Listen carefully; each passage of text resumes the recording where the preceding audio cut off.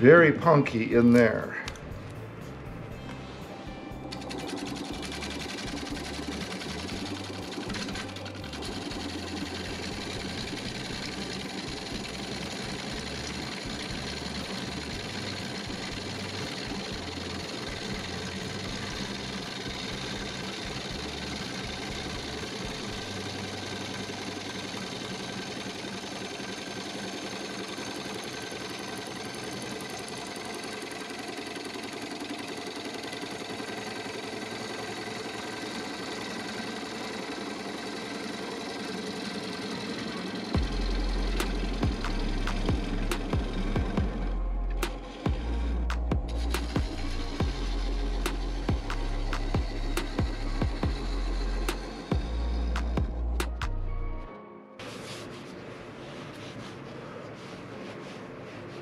All right, I'm past most of the cracking. There is some here, but I'm hoping that'll turn away. Now I need to just size for my tenon. Divider set to 1 1/2 inches for a 3-inch tenon.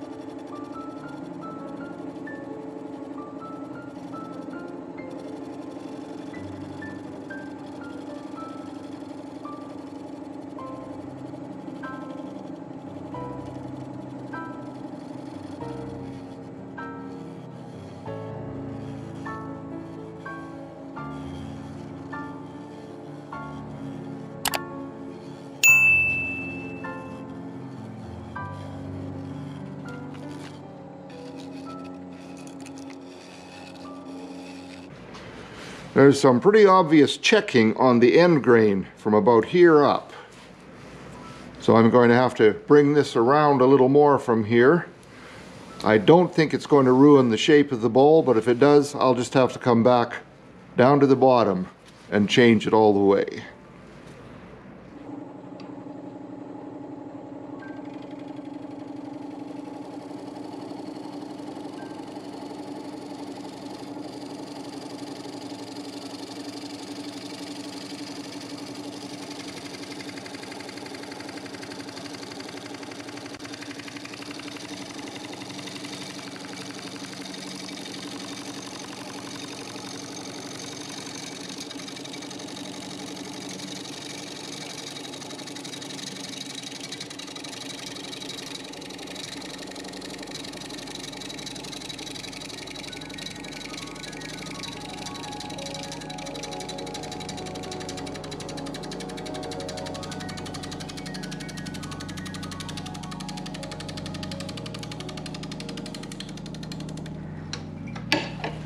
Cutting in this direction, I'm finding I'm either loosening some of this bark or it was already loose.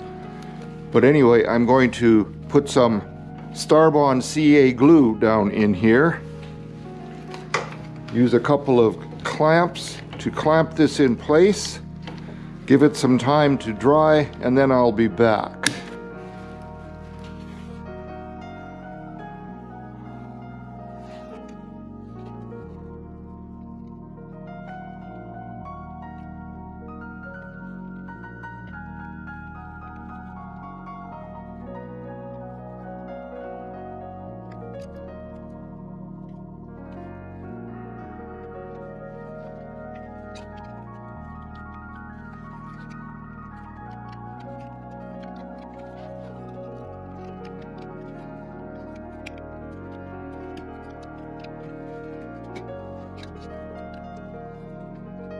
Now I might find out in the future that this was a waste of time and CA glue, because I'm not 100% sure I want a natural edge bowl.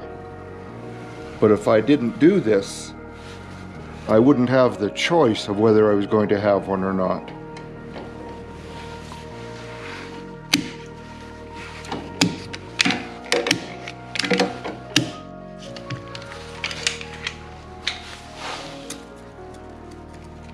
All right. I believe that CA glue is holding. I guess the proof will be when I start turning from the top down around here. See how that lasts.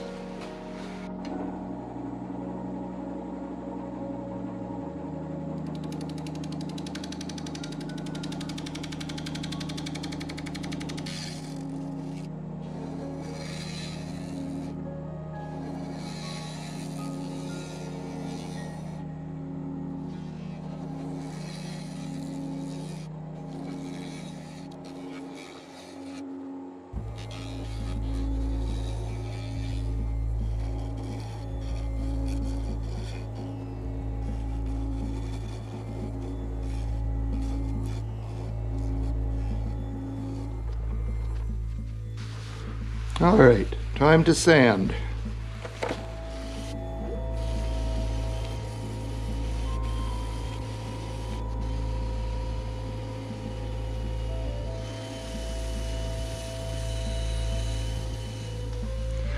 As you can see, this inner bark layer, I can't remember the technical name for it, has a lot of fairly large holes in it. And I'm going to try filling those with this Starbond medium thick brown CA glue.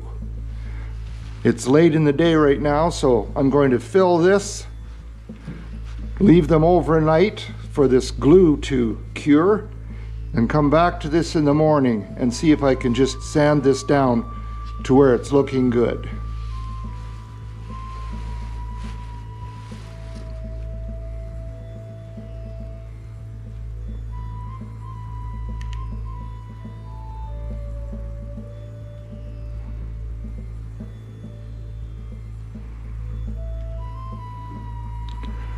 And it looks like it might be sinking in there quite a ways. Anyway. Well, there are a number of places that just did not fill up right to the top. And since I don't want to be adding Starbond glue by the quart, I think I'm going to call that good enough. I'm going to be sanding these areas where I have too much airtime with my random orbit sander. I also see that more cracks are developing, and I'm just going to leave them. That's the nature of the wood. If I keep trying to turn them away, I'm going to turn this down to nothing. So I'll put on my air shield to protect my lungs, and I'll do some sanding on this, and I'll be back.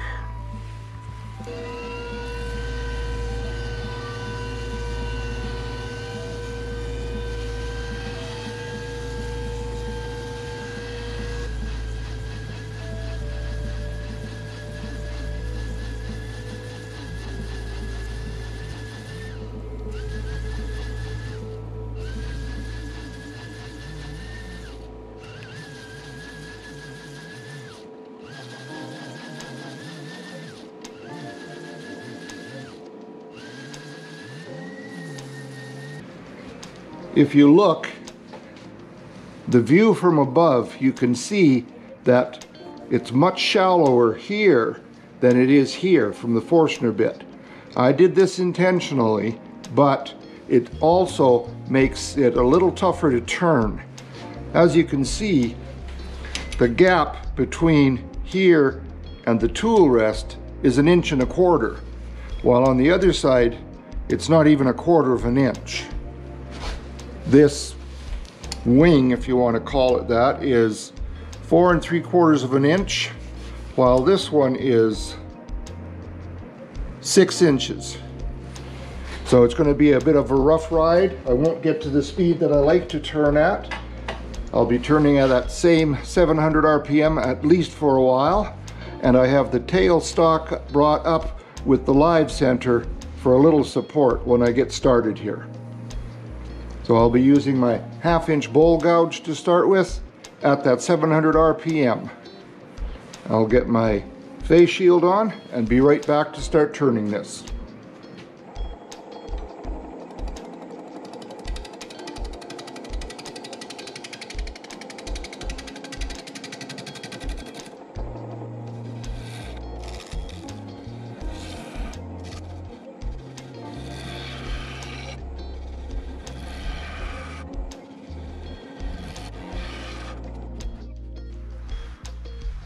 I would like to keep a fair amount of this bark on, especially where there's moss here. I love the natural look of bark. That's why I don't generally use a Sandoflex or anything like that. I like what Mother Nature has done, and I don't feel the need to smooth it out. Just my personal choice.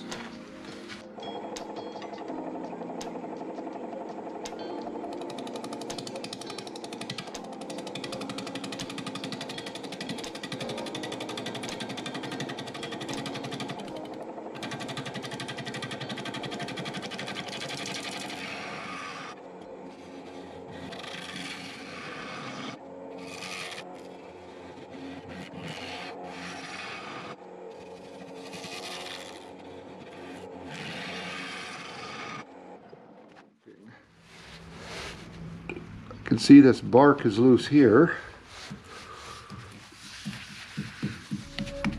Yeah, just this one spot.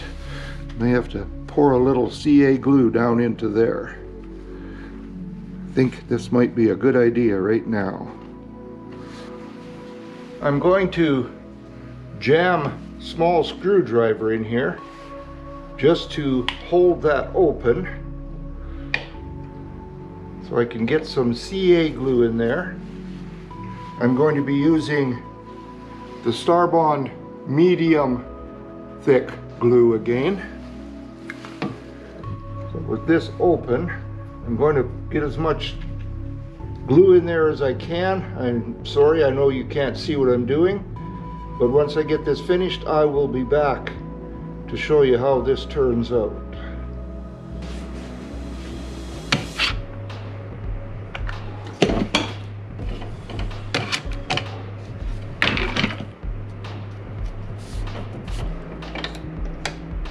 right, I hope that glue has gone down far enough, because I still want to take some of this off.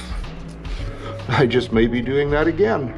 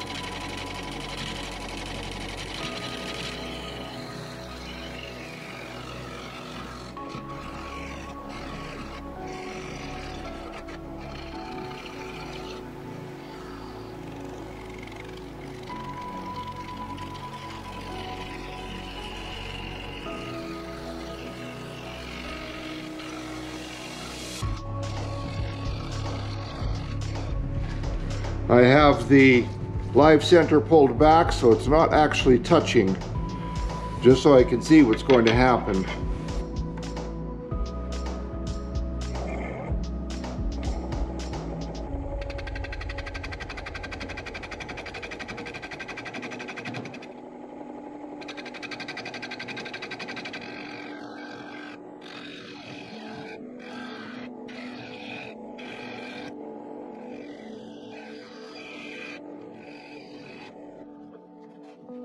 All right, I'll just pull this back out of the way, and we'll see what's going to happen here.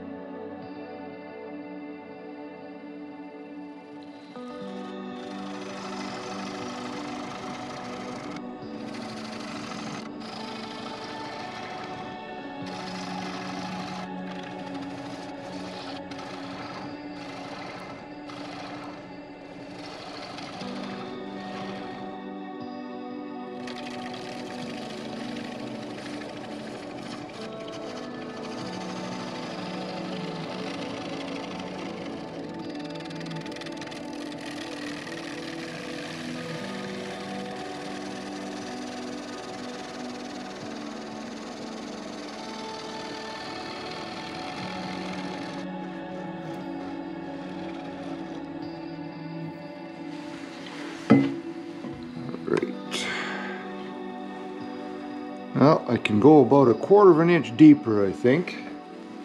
And I'm not real impressed with this. It's pretty rough. This side's good. I think I need to try one more fine cut to see if I can clean that up. I'm just going to hone my gouge to make sure it's ready, and I'll be back. What I want to do is not ride the bevel. There is so much air time between cuts that if I try riding the bevel, it's just that much more to cause shake. So I want to get my gouge way around here and cut with just the tip. Yeah, we'll see how that works.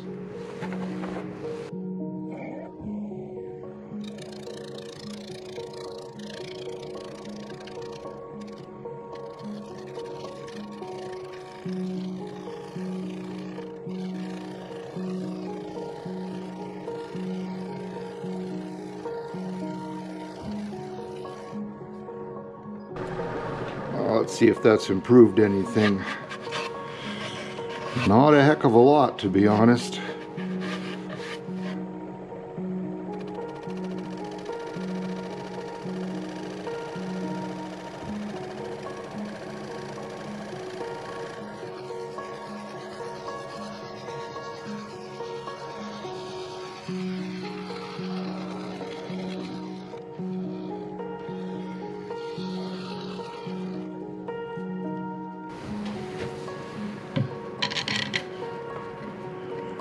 And I'm deep enough, so I guess now it's a matter of sanding.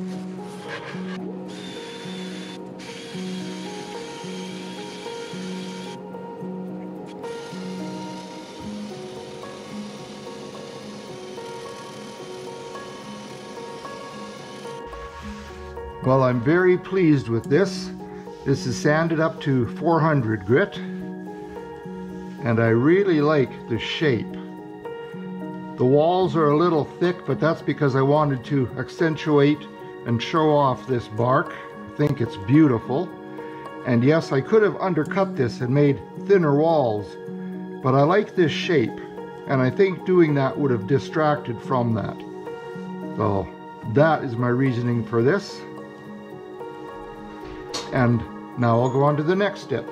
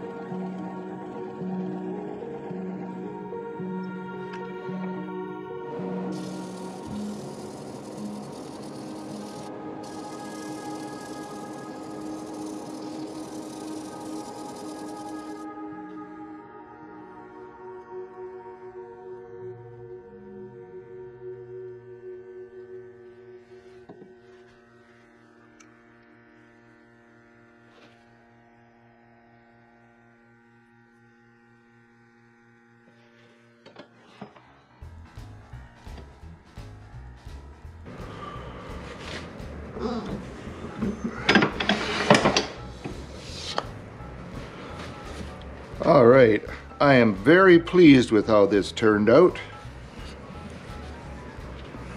And I'm going to finish this with mineral oil. I was thinking of using Howard feed and wax, but Howard feed and wax in the bark can be very difficult to remove, and this is very, very fragile in some places. So I can use an acid brush to put mineral oil into here. I'll do a few coats, and then I'll put a video of it turning so you can see what it looks like. Thank you so much for joining me. I hope you'll come back for the next one. I hope you enjoyed this. And if you did, please click the like button. Let me know I'm doing something right.